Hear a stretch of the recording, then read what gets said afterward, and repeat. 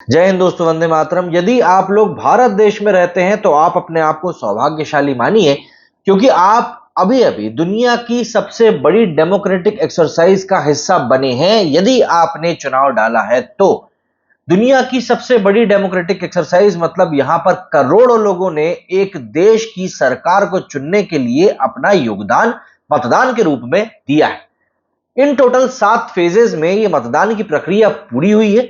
चिलचिलाती गर्मी में नौतपे के दौरान इस वोटिंग में जितने भी लोगों ने भाग लिया उन सभी को वाकई में सलाम, क्योंकि ये कठिन था, वाकई में ये मानना पड़ेगा। अब जैसा कि हम सभी जानते ही हैं कि 1 तारीख को चुनाव खत्म हो चुके हैं।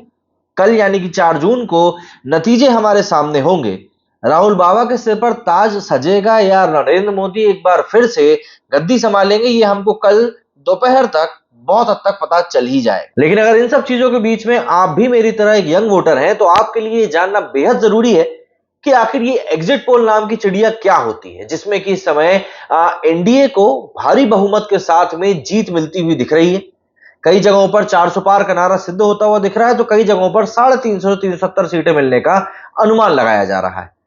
कई लोग हैं जो ये समझने की कोशिश कर रहे हैं कि जब चुनाव के नतीजे 4 तारीख को आने वाले हैं तो फिर आखिर ये कौन से एग्जिट पोल हैं जो बता रहे हैं कि भैया सरकार इनकी बन रही है।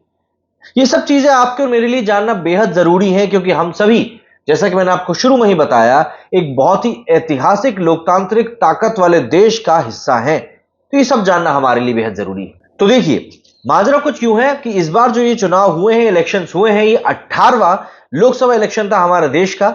ये दुनिया का या अपना हमारे विश्व का सबसे बड़ा एक डेमोक्रेटिक एक्सरसाइज भी हम कह सकते हैं इसको, कि 7 फेजेस में खत्म किया गया है। अब यहां पर कई लोग सवाल उठा रहे हैं कि यार इसको 7 फेज में करने की क्या जरूरत थी, इतनी भीषण गर्मी थी, और कहीं ना कहीं जो इस बार वोटर टर्नआउट कम हुआ है उसका भी ठीक रहा, इस गर्मी के ऊपर ही फोड़ा जा रहा है कि अगर हम लोगों ने, हमारी सरकार ने, इलेक्शन कमीशन ने इस चीज का ध्यान रखा होता तो शायद इस चीज से हम बच सकते थे। बट फिर जो भी है हमारे सामने ही है, लेकिन वोटिंग तो हो चुकी है। और हर बार की तरह मैं आपको बता दूं कि जब भी वोटिंग बढ़ती है तब भाजपा को फायदा होता है, और जब भी वोटिंग घटती है तब भाजपा को नुकसान होता है।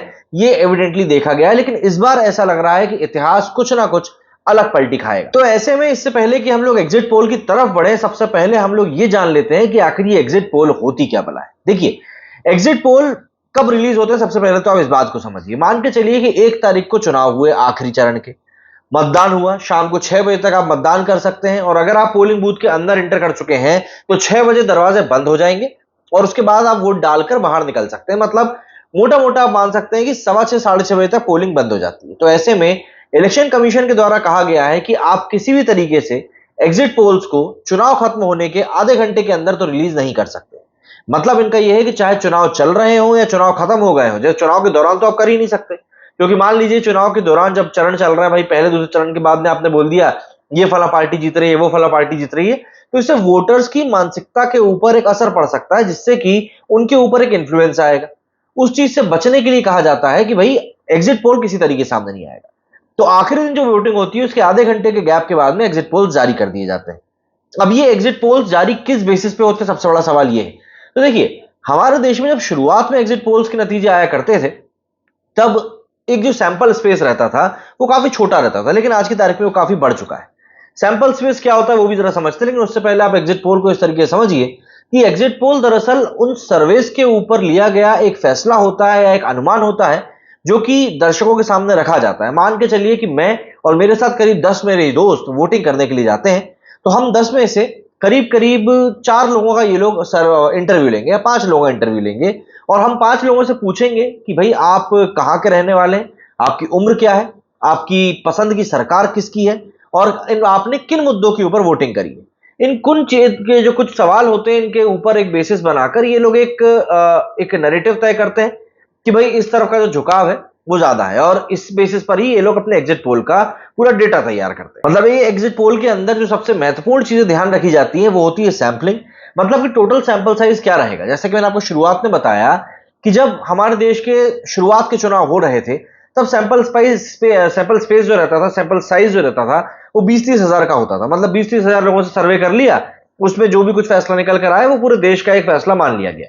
लेकिन आज के दौर में ये चीजें काफी बड़ी हो चुकी है, मतलब इतनी बड़ी हो चुकी हैं कि आज की तारीख में कई सारी एजेंसीज तो ऐसी हैं जो 10-10 लाख तक लोगों का सर्वे कर रही हैं। तो ये अपने आप में एक बहुत बड़ी एक्सरसाइज हो जाती है। एंड कहीं ना कहीं इसके ऊपर सट्टा भी इसीलिए इतना ज्यादा लगने लगा है क्योंकि वाकई में एक बहुत बड़ी चीज हो चुकी है भारत जैसे बड़े देश में। सैंपलिंग के बाद में सवाल आ जाता है क्वेश्चनिंग का। हर एक व्यक्ति से, जैसे मैंने आपको सवाल बताया, एज को लेकर, डेमोग्राफी को लेकर, आपकी पसंद को लेकर काफी तरह के सवाल पूछे जाते हैं जिससे कि एक डिडक्शन निकाला जाता है। इसके बाद आ जाता है आपका डेटा कलेक्शन कि आपसे जो भी कुछ चीजें बातचीत में निकल कर सामने है सबको रिकॉर्ड किया जाता है।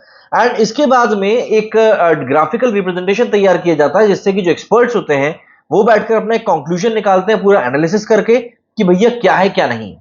अब इसमें ऐसा नहीं है कि यहां पर आपको सारी चीजें बिल्कुल एग्जैक्ट और सटीक पता चल जाएंगी। यहां पर मार्जिन ऑफ एरर भी थोड़ा सा रहता है, मतलब कि आपको हमेशा एक रेंज देखने के लिए मिलेगी। जैसे अभी हाल फिलहाल की अगर हम बात करें तो इंडियन नेशनल कांग्रेस आईएनसी को जो सीटें मिलती हुई दिख रही हैं 50 से लेकर 90 सीटें तक बताई जा रही हैं। अब यहां पर आप खुद सोचो ना कि 40 सीटों का एक मार्जिन लेकर चल रहे हैं ये लोग। ऐसा नहीं कि कोई एग्जैक्ट नंबर बता रहे हैं कि यार इस बार इनको 45 सीट मिल जाएंगी, 55 सीट मिल जाएंगी, 75 सीट मिल जाएंगी। आप बिल्कुल बुरा मत मानिएगा। देखिए 3 फिगर में जाना कांग्रेस के लिए वाकई में थोड़ा मुश्किल है, इसलिए हम 2 फिगर की बात कर रहे हैं और ये लोग इसीलिए ऐसे करते रहते हैं, है ना। तो 2 नंबर में ये लोग सिमटते दिख रहे हैं। एंड रेंज की बात इसलिए होती है क्योंकि मार्जिन ऑफ एरर थोड़ा बहुत तो लेकर चलना ही पड़ता है। अब ऐसे में सवाल उठता है कि जब 10-10 लाख लोगों का सर्वे किया जा रहा है एग्जिट पोल्स के लिए, तो क्या ये एग्जिट पोल्स एक्यूरेट होते हैं? तो आपको इसका जवाब सुनकर शॉक लगेगा और जवाब है ना। दरअसल 2014 में जब भाजपा की लैंडस्लाइड विक्ट्री हुई थी जिसमें कि उन्होंने अकेले, एनडीए की बाकी पार्टियों को छोड़ दीजिए, अकेले बीजेपी ने ही बहुमत हासिल किया था, तब किसी भी एग्जिट पोल ने इस बात को प्रेडिक्ट नहीं किया था कि बीजेपी को इस बार इस तरह की कोई जीत मिलने वाली है।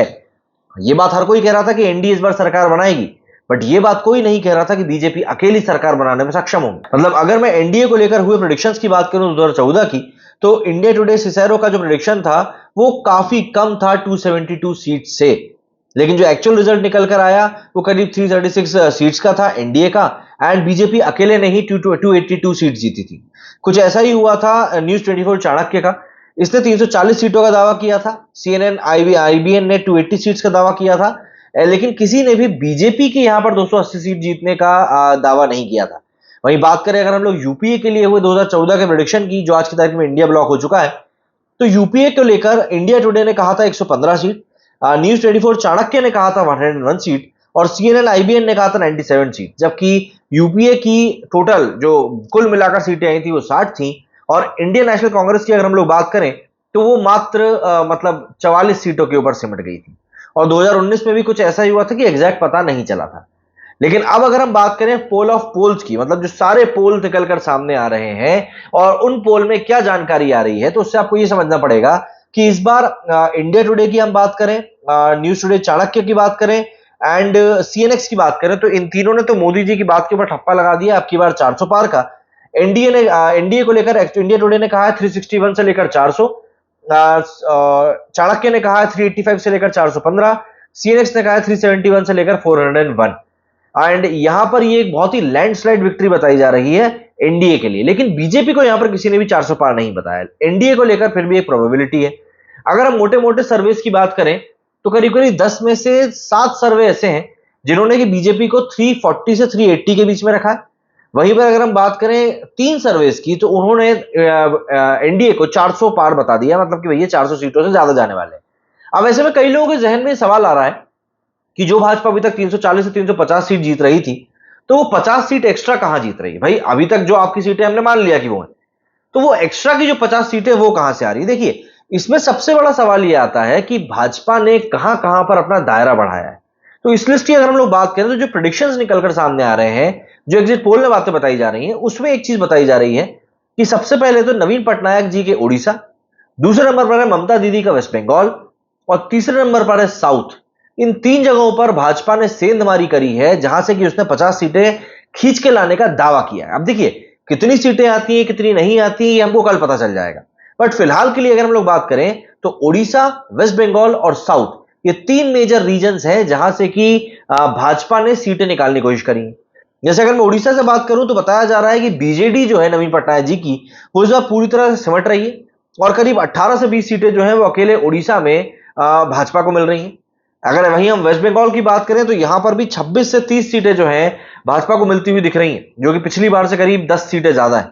और वहीं अगर हम लोग बात करें तो अन्नामलई के लीडरशिप में साउथ में काफी भाजपा को फायदा मिलता हुआ दिखा है। हालांकि कर्नाटका में भाजपा हार गई, बट स्टिल वहां पर भाजपा ने एक स्ट्रांग होल्ड तैयार किया। और देखिए, यही एक कारण था कि चुनाव प्रचार खत्म जो हुआ था, उसके बाद में नरेंद्र मोदी जी विवेकानंदा रॉक के ऊपर मेडिटेशन करने गए थे और डीएमके सुप्रीम कोर्ट पहुंची थी कि इस मेडिटेशन का कहीं से कहीं तक भी प्रसारण नहीं होगा, क्योंकि चुनाव प्रचार का एक तरीका हो सकता है। अब यहां पर अगर हम साउथ की बात करें, तो जो सबसे बड़ा बदलाव जो यहां पर देखने के लिए मिल रहा है वो ये है, हम आंध्र प्रदेश से शुरू करते हैं। तो आंध्र प्रदेश में जो बाकी की पार्टियां हैं, मतलब एनडीए और इंडिया ब्लॉक के अलावा जो है, इनको करीब 19 सीटों का घाटा होता हुआ दिख रहा है और आंध्र प्रदेश में 19 सीटों का ही फायदा भाजपा और एनडीए को होता हुआ दिख रहा है। कर्नाटका की बात करें तो यहां पर भाजपा को या एनडीए को नुकसान हो रहा है, करीब 2 सीटों का नुकसान हो रहा है। कांग्रेस को यहां पर गेन जा रहा है इंडिया ब्लॉक का 3 सीटों के साथ में। केरला की बात करें तो यहां पर सबसे बड़ा टर्नआउट ये देखने को मिल रहा है कि 2 सीटों की प्रेडिक्टेबिलिटी बताई जा रही है कि 2 सीटें यहां पर भाजपा पॉजिटिव पोजीशन में जीत सकती है, जो कि उनके लिए एक बड़ी बात होगी। And same thing goes in Tamil Nadu too. और इसीलिए तमिलनाडु में अभी जब मेडिटेशन करने के लिए गए थे मोदी जी, तब इतनी हलचल मच गई थी। 3 सीटों को बताया जा रहा है कि इस बार भाजपा को फायदा होगा, वहीं 2 सीटों का नुकसान इंडिया ब्लॉक को होगा। एंड तेलंगाना में तो मतलब कुछ अलग ही हवा चल रही है। यहां पर जो बाकी की पार्टियां, रीजनल पार्टियां जो है, उनको करीब 9 सीटों का नुकसान होता हुआ दिख रहा है और 7 सीटों का फायदा यहां पर भाजपा या एनडीए ब्लॉक को होता हुआ दिखाई दे रहा है। तो ये अपने आप में काफी बड़ी एक रिपोर्ट है, जो कि इस समय पोल ऑफ पोल से निकलकर सामने आ रही है एंड लैंडस्लाइड विक्ट्री की तरफ एक बार फिर से इशारा कर रही है। अब आप मुझे बताइए कि आप लोगों का एग्जिट पोल्स के ऊपर क्या कुछ कहना है और आपको क्या लगता है कि इस बार भारत में किसकी सरकार बनेगी। मेरे इस वीडियो फिलहाल इतना ही। जय हिंद, जय भारत।